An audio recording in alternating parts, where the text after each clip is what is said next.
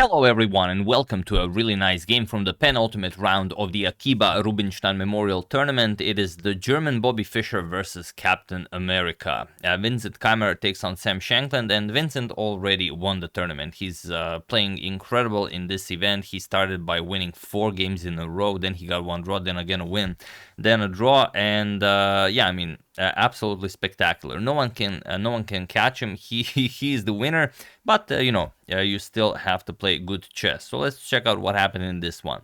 And also, I thought this was very interesting. This was Shankland's tweet before the tournament started. He said, I arrived in Poland today, my first time ever visiting the land my maternal great-grandparents left for the US 100 years ago. I had no idea that was the case, so I thought you guys might find it interesting as well. Looking forward to the Rubinstein Memorial starting on Saturday, and I will forgive the park goers for playing checkers on a massive chessboard. I on the other hand, will not, but okay. To each his own.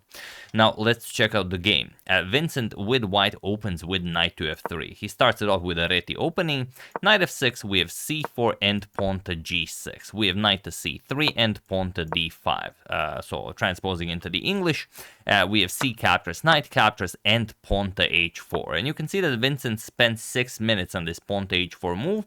Hard to say if it was part of a preparation or maybe he just thought that he was maybe running into some sort of a preparation by Sam, as Sam is one of those players that you could call opening experts. He even said himself, I think in an interview, maybe it was a tweet or an interview, that he doesn't play very exciting chess. He plays fairly boring chess, but very, very strong chess, and that he can beat anyone can run into his preparation. But yeah, something that he mentioned. So h4, we have pawn to c5 and pawn to h5. Again, spending some time on this move, and Sam goes knight to c6. Some games that reach this position, their knight captures on c3 is a move, bishop to g7 is a move, but after knight to c6, it is now already as of move 6 that we have a completely new game. So okay, Vincent captures on g6, spends a bit more time, f captures on g6, and now pawn to g3. Preparing to fianchetto the light square bishop. Bishop g7, we have bishop to g2 and bishop to f5. We have queen to b3, putting pressure on the b7 pawn, and Sam finds a very nice refutation of the idea, knight d to b4. Now putting pressure on that c2 pawn, we have castles kingside, so a knight to c2 does not come with check. We have knight to c2, and now knight to g5. Capturing on b7 right away is possible, but Vincent goes for something more interesting. First, he threatens knight to, well, not knight, queen to f7 is the more likely option. We have knight to e5, guarding the f7 square, and now queen to a4 with check. We have queen to d7, offering a trade, and queen captures on d7. King captures, and now just a rook to b1. Setting up for some sort of a discovery. Luckily for Vincent, there just aren't any, or not really luckily. He calculated all of it. But you can see that he is considerably lower on time. 36 minutes to Sam's 1 hour and 11 minutes. We have knight back to d4 and pawn to d3. Cutting off the bishop, we have pawn to c4, piling up on the d3 pawn, and bishop to e3. The square left behind, the old saying by Josh Waitzkin. Bishop to e3 wasn't very impressive on the previous move, but now that the pawn is no longer defending the knight, bishop to e3 becomes a move. And it's a free one since the knight is hanging. So knight d to c6, that's knight e to c6, knight d to c6, and rook b to d1, getting the rook off of that b1 square. We have c captures on d3, e captures, and now pawn to h6, chasing away the knight from such a powerful square, but Vincent does not go back. Vincent goes forward. Pawn to d4, and this is already where the game gets incredibly complicated. We have knight to c4, and the question is, what do you play in this position? There are so many moves that come to mind. Pretty much any move you can think of probably is playable, because there are so many good moves here. But what would you play here? Really think about it. Don't think of this as a pause the video moment or anything. Just what would you play here? If you were white.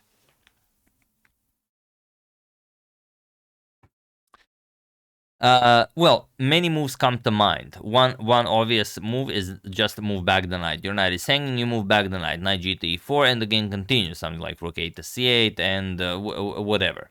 Another interesting idea is Vincent played pawn to d5, but we're going to get to that. Another interesting idea is knight to e6, and this is probably the strongest one. You put pressure on g7, and the only thing that makes sense is to capture it with the bishop or with the king. If you capture with the king, then just bishop to d5 check, and if you capture with the bishop, well then pawn to d5 comes with an attack on the bishop, sorry about that, and on the knight. So let's say a nice king captures, bishop to d5 with check, and after let's say king d7, you will capture on c4, and now you will play d5. And this is much different than what actually happened in the game. In the game, after this knight to c4 move, Vincent played pawn to d5 right away, thinking, okay, we're gonna meet h captures on g5 with a nice d captures on c6 with a check, and also the pawn is defended next to capture on b7, and that's it. Sam resigns, and Vincent just gets another easy win. But after d5, knight 6 to a5 was played by Sam. We have knight to e6 now by Vincent, but now it's a bit different because the diagonal just opened up,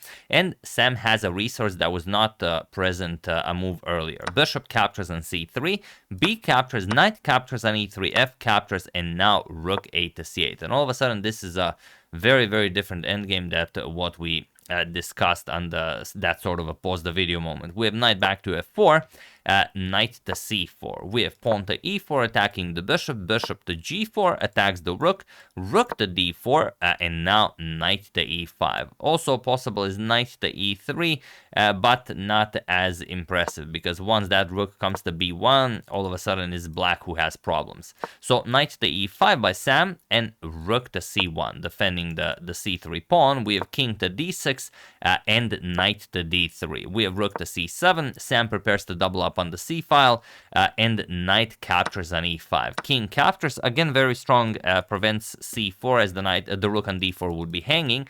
King to f2, Vincent starts bringing the king into the game, and rook h to c8. We have rook to d3, you have to help out with the defense of the c3 pawn. Rook to c5. Rook to c4 also was very nice, just preparing rook to a4. King to e3, and now pawn to h5. So if you look at the position, okay, material is equal, both players have the rook pair, both players have the light square bishop. One thing that you notice instantly is that Vincent has the better center, although probably a very immobile one.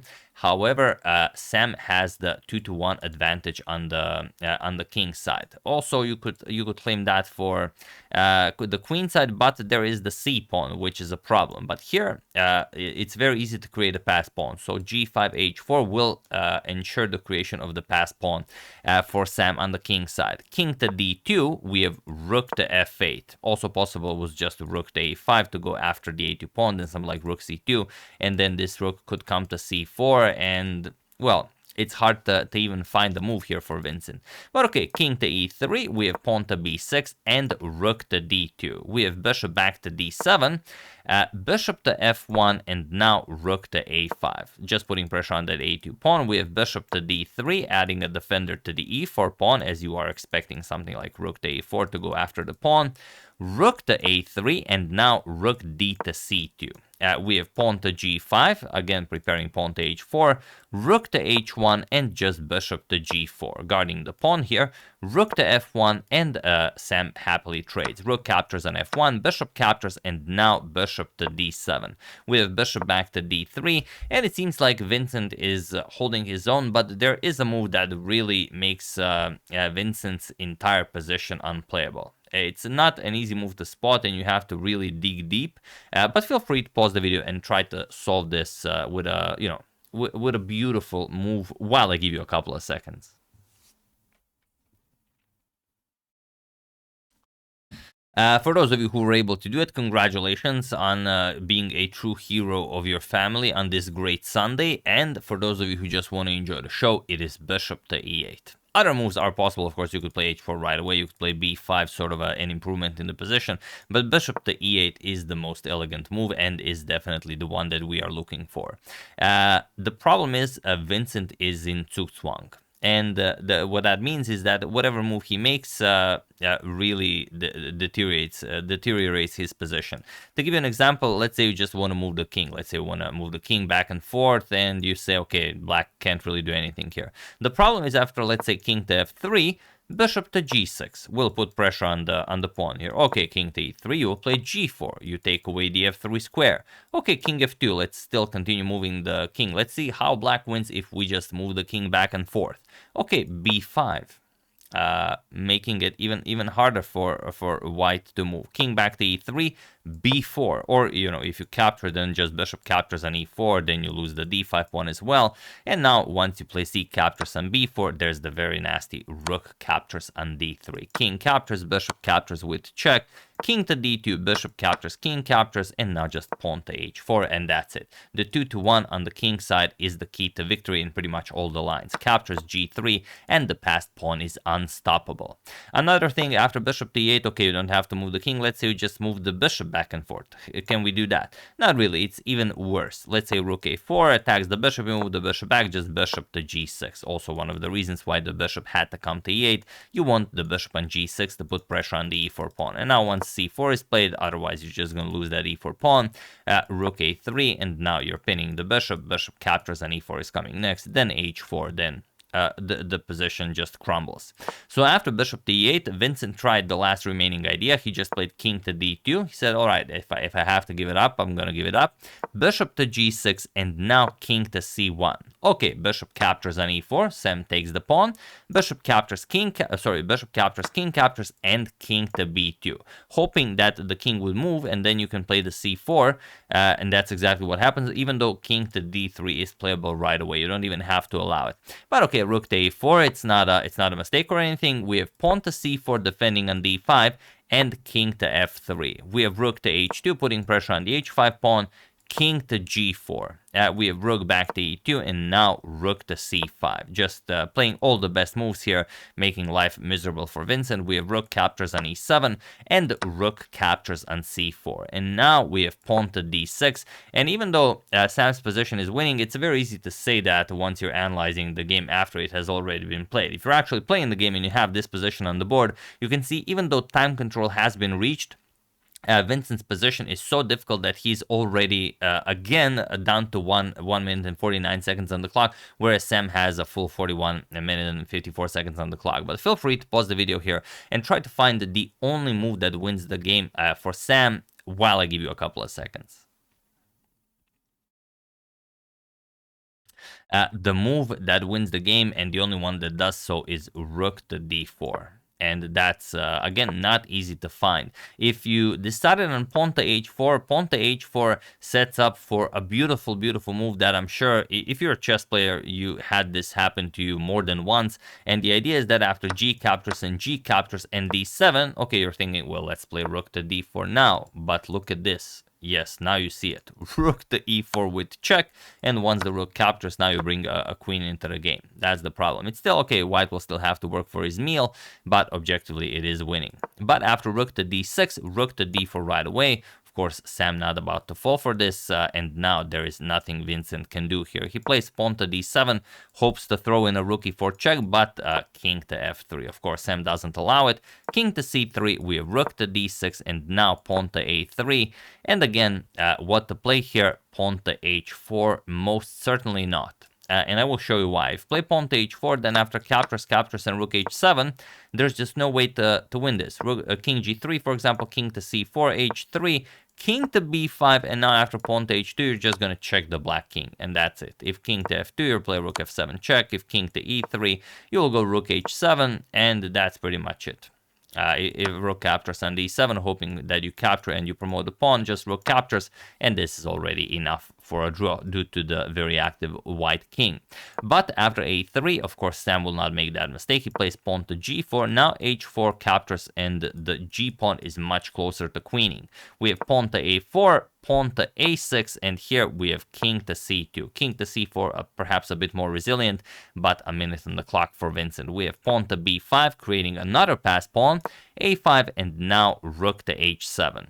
Pawn to b4, we have rook to h7, and king captures on g3. Rook captures on h5, rook captures on d7, and now rook to h6. Going after the a6 pawn, but just rook to a7, and Sam is enjoying life here with 2 extra pawns. We have king to b3, going after the b4 pawn, king to f4. We have king captures on b4, king to g5, rook to c6, and now pawn to g3. We have rook to c5 check, king to h4, rook to c6, and now, okay, you could play many moves here, but just rook to g7, and he was in this position on move 66 that Vincent Keymer resigned the game and suffered his first loss of the event. Like I said, he's still the winner of the event even after the previous round, but yeah. It took Sam Shankland to stop Vincent. Otherwise, it would just be a slaughter here. I mean, Vincent was seemingly unstoppable, but as it would seem, only seemingly. So yeah, here the way to win it. I mean, you can't really stop the G pawn. You play something like rook c1, g2, rook to g1, but then the king just goes after the rook, and that's, let's say, king c5. You attack the rook. You were gonna have to sacrifice the rook, and the white almost wins the pawn and gets a draw, but rook g6 check defends the pawn, and now you just march your king over, win the a5 pawn, and then checkmate the white king, or win however you want. So yeah, beautifully played by Sam Shankland. Vincent played very, very slow this game. It took him quite a bit time to find moves in critical positions. Sam took this to his advantage and very nicely defeated Vincent Keymer. And I will give you the standings after the penultimate round has been played. Give me just a few seconds. There we go. Where is it? Oh, it seems new round already started. There we go. Yeah, new round already started. Vincent is playing Duda, and Sam is playing Mateusz Bartel. But yeah, like I said, Vincent is already on 6 points, Navarra and Vladimir Fedosev on 4.5. So it doesn't matter even if they win, they will still be half a point behind Vincent, even if Vincent loses 2 games in a row. So that's how strong Vincent was in this tournament, but this game definitely went to Sam Shankland. Hope you enjoyed it and that you improved your Sunday by solving those very, very difficult pause the video moments. So yeah, that's the game. Hope you guys enjoyed it. I would like to thank Robert Stadelman, GuernseyChessFestival.org.gg, mychesssets.com, Jacob Sorvala, and Otis the Great Dane who loves chess for your contribution to my channel. Thank you a lot. I really appreciate it. As usual, you can check 2 of my previous videos here. Thank you for watching, and I will see you soon, continuing to check up on your wonderful suggestions and whatever else happens in the chess world, like the Akiba Rubinstein Memorial, the Singfield Cup, and whatnot. So thank you all. I will see you soon, and have an excellent rest of your Sunday.